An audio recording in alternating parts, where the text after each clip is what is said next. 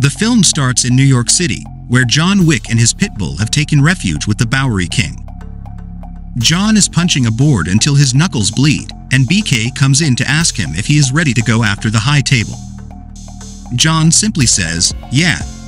John travels to Morocco, where he chases men working for the Elder on horseback. After killing those men, John confronts the Elder for his ring, though John is told that the ring is gone. John then proceeds to execute the Elder before departing. Back in New York, Winston and Karen are summoned by the Harbinger to meet the Marquis de Gramont, who was sent by the High Table.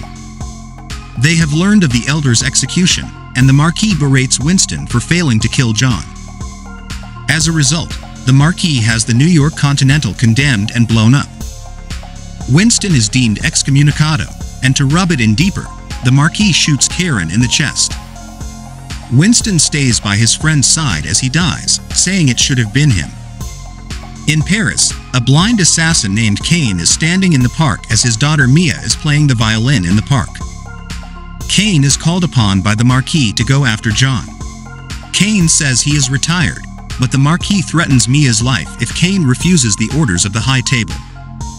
John heads to the Osaka Continental, managed by his old friend Shimazu Koji, where his daughter Akira is his concierge.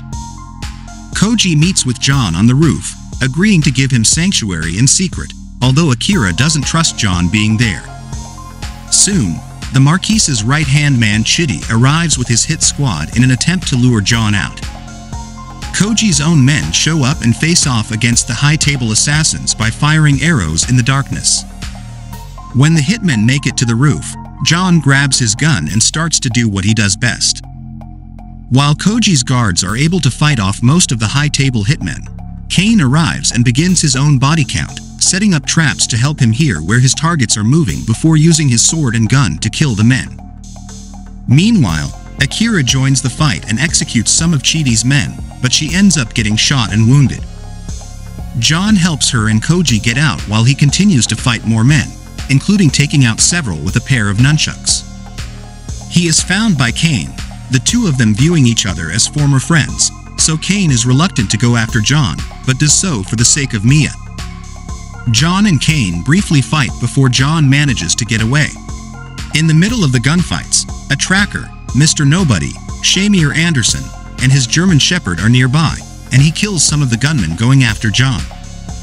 He wants the contract on John's head too, but he claims that the current hit, $20 million, is not enough, so he is currently helping John.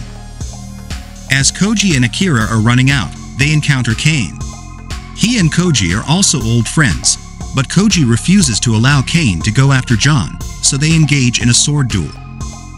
When it appears that Koji is allowed to walk away, he keeps up the fight until Kane delivers a fatal blow.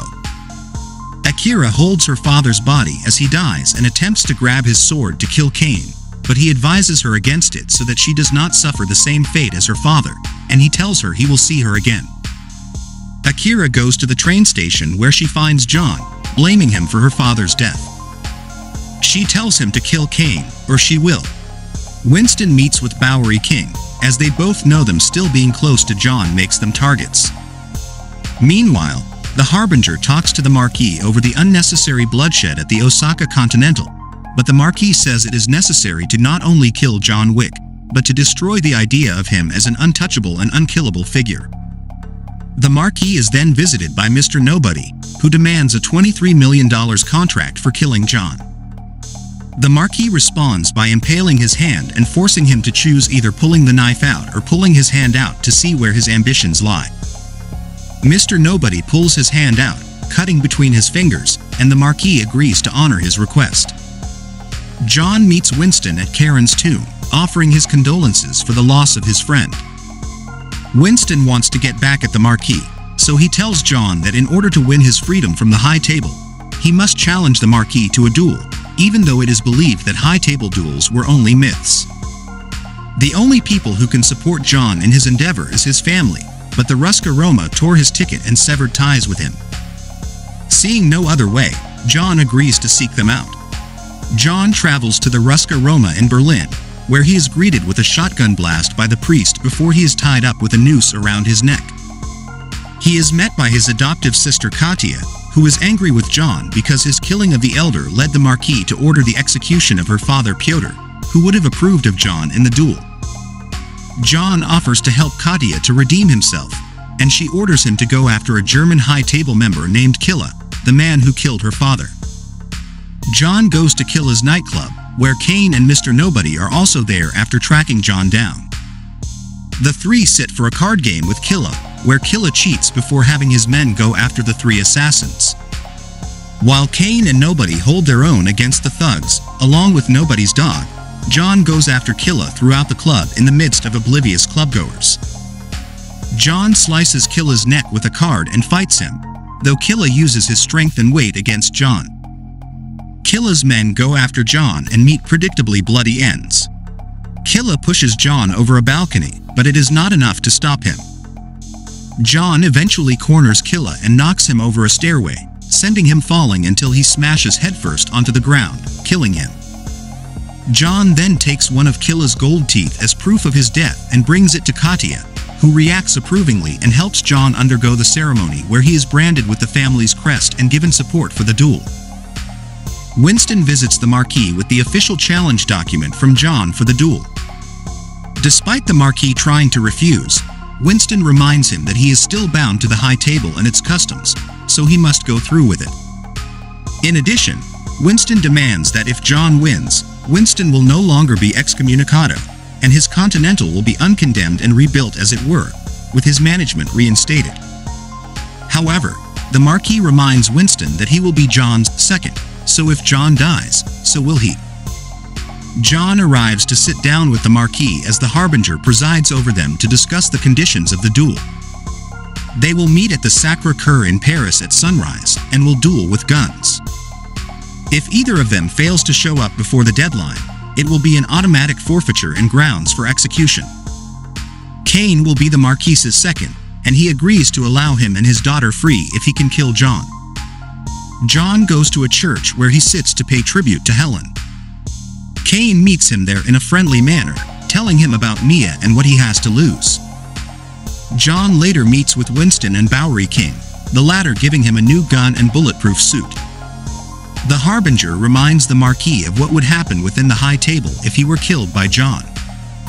To ensure that Jon does not make it to the Sacré-Cœur on time, the Marquis deploys Chitty and his thugs to go after him. A radio DJ also announces to other listening assassins that the bounty on Jon is set for anyone who can kill him before sunrise. As Jon makes his way to the Sacré-Cœur, scores of assassins go after him. He faces off against gunmen in the streets, even getting into the traffic around the Arc de Triomphe, shooting the bad guys or letting them get hit by cars. The high table keeps track of his whereabouts, leading to more assassins going after him. Jon enters a warehouse full of bad guys and fires explosive rounds at them. At the same time, Nobody helps take out some of the assassins and contacts the Marquis, demanding a higher payment.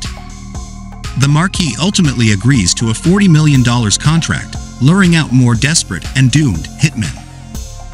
Jon finally makes it to the steps leading up to the Sacré-Cœur, killing several more assassins before Chitty shows up and knocks him all the way back down the steps. Kane shows up to help Jon get to the top, helping him kill Chitty's guys.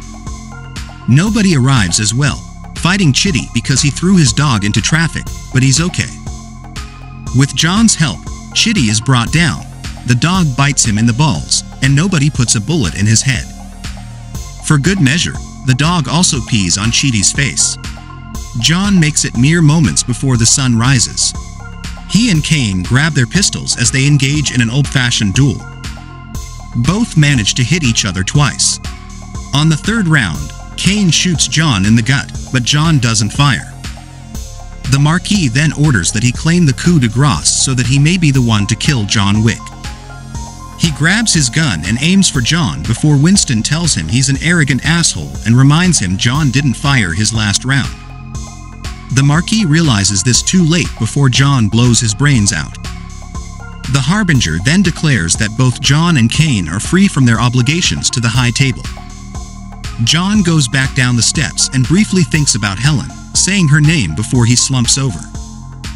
John Wick dies a free man. Winston and Bowery King bury Jon next to Helen, with his tombstone reading, "Loving husband," as he requested. BK asks Winston if he thinks Jon is in heaven or hell, to which Winston replies, "Who knows?" The two walk away, with BK continuing to look after Jon's dog. After the credits, Kane goes to find Mia and reunite with her. Not far from him, Akira starts to approach him and exact her revenge.